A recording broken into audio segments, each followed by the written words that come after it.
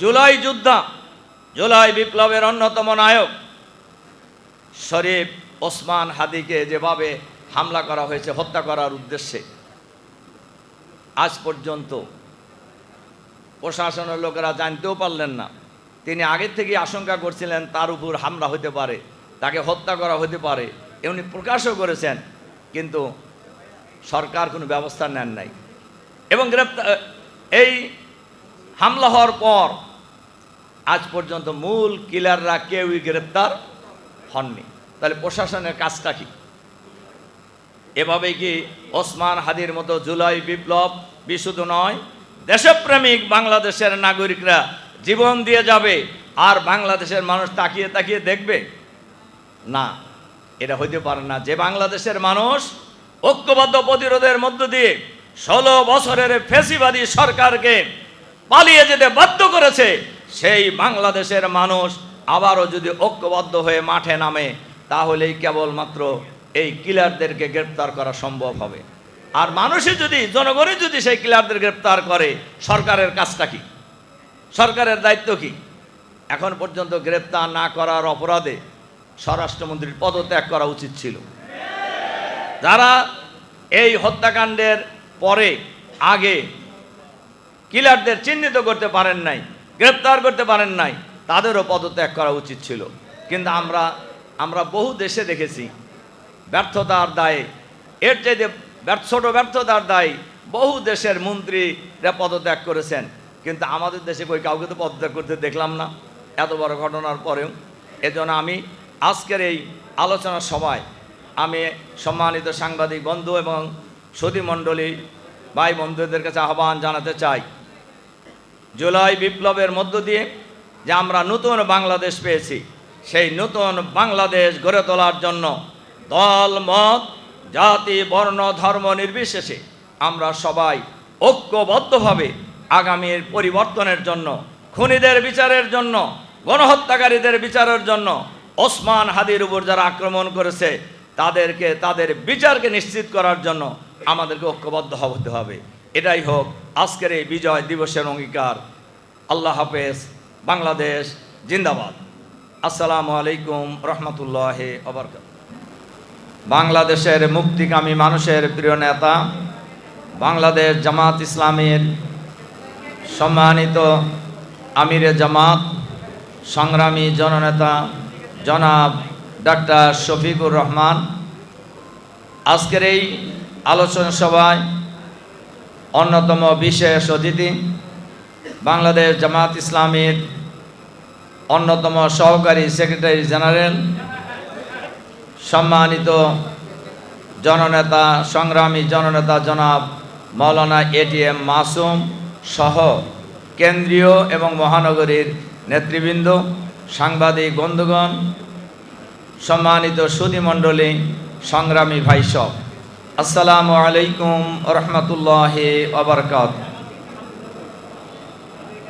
আগামীকাল 16ই ডিসেম্বর ঐতিহাসিক বিজয় দিবস। আজ থেকে 54 বছর পূর্বে আমাদের প্রিয় মাতৃভূমি এই বাংলাদেশ স্বাধীন বাংলাদেশ হিসাবে বিশ্বের মানচিত্রে আত্মপ্রকাশ করে।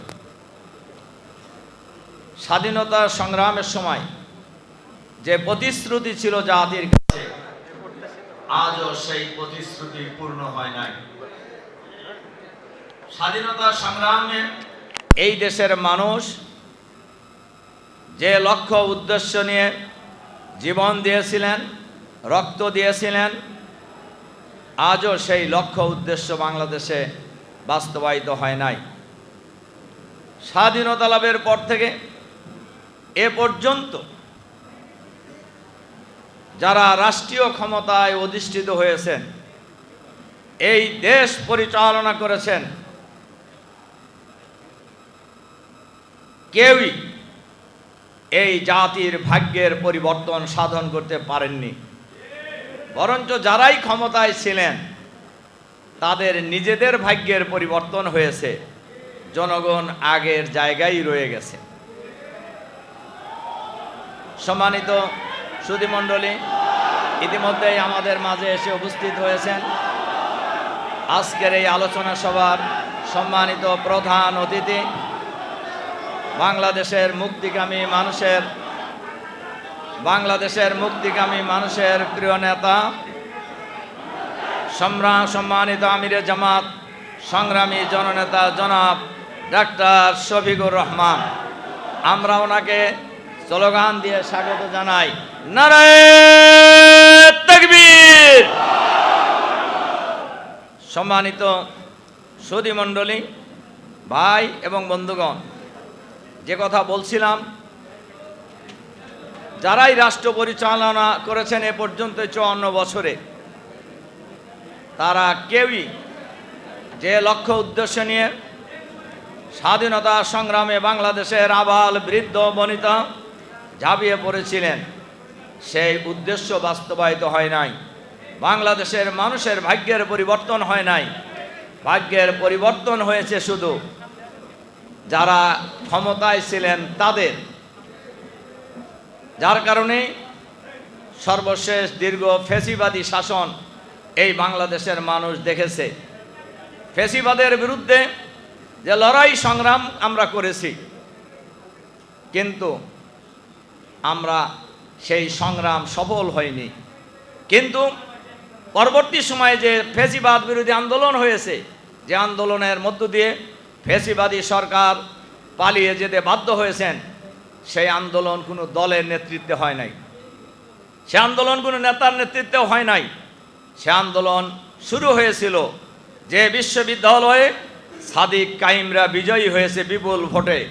এই বিশ্ববিদ্যালয়ের ছাত্ররা শুরু করেছিলেন কোটা সংস্কারের দাবিতে আন্দোলন। সেই আন্দোলনে প্রায় 2000 লোক সে আন্দোলন করতে গিয়ে শহীদ হয়েছেন। এবং সেই আন্দোলনের মধ্য দিয়েই এক পর্যায়ে বাংলাদেশের সকল শ্রেণী পেশার মানুষ, শিক্ষক, কর্মকর্তা, কর্মচারী, ছাত্র ছাত্রী, ক্লাস 3-র ছাত্রী থেকে শুরু করে 90 বছরের বৃদ্ধ পর্যন্ত এই আন্দোলনে ঐক্যবদ্ধভাবে ঝাঁপিয়ে পড়ার মধ্য দিয়ে ফ্যাসিবাদী সরকারের পতন হয়েছে। ফ্যাসিবাদী সরকার পালিয়ে যেতে বাধ্য হয়েছে। এরপরেই প্রতিষ্ঠিত হয়েছে নোবেল বিজয়ী ডক্টর মোহাম্মদ ইউনূস সাহেবের নেতৃত্বে অন্তর্বর্তীকালীন সরকার। এই সরকার ছিল নিরপেক্ষ সরকার। এই সরকার কতটুকু নিরপেক্ষতা বজায় রাখতে পেরেছেন, এটা বাংলাদেশের মানুষই এটা বিবেচনা করবেন। আমরা লক্ষ্য করেছি, আমাদের দাবি ছিল ফ্যাসিবাদের দোসর যারা, তাদেরকে প্রশাসন থেকে শুরু করে সকল জায়গা থেকে সরাতে হবে, তাদেরকে চিহ্নিত করতে হবে, তাদেরকে গ্রেপ্তার করতে হবে, তাদের বিচারের মুখোমুখি হতে হবে। কিন্তু আমরা লক্ষ্য করছি, ফ্যাসিবাদের দোসর প্রশাসনের মধ্যে যারা ছিলেন, যারা এই সকল হত্যাকাণ্ডের অংশীদার, এই সমস্ত ব্যক্তিদের অনেকেই এখন বীর দর্পে প্রমোশন হইতেছে। আমরা লক্ষ্য করছি, এদের চাকরি তো যায়নি, তাদের তো চিহ্নিত করাই হয় নাই, তাদের বরঞ্চ প্রমোশন হচ্ছে। এবং তারাই এখনও প্রশাসনের অনেক গুরুত্বপূর্ণ জায়গায় তারা বসে আছে। যার কারণে আপনারা লক্ষ্য করে দেখবেন, এই যে কয়েকদিন আগে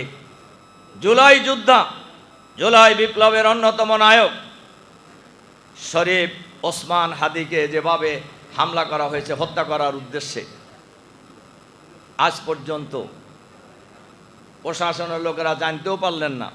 তিনি আগের থেকেই আশঙ্কা করছিলেন তার উপর হামলা হতে পারে, তাকে হত্যা করা হতে পারে, এমনি প্রকাশও করেছেন, কিন্তু সরকার কোনো ব্যবস্থা নেন নাই। এবং এই হামলা হওয়ার পর আজ পর্যন্ত মূল কিলাররা কেউই গ্রেপ্তার হননি।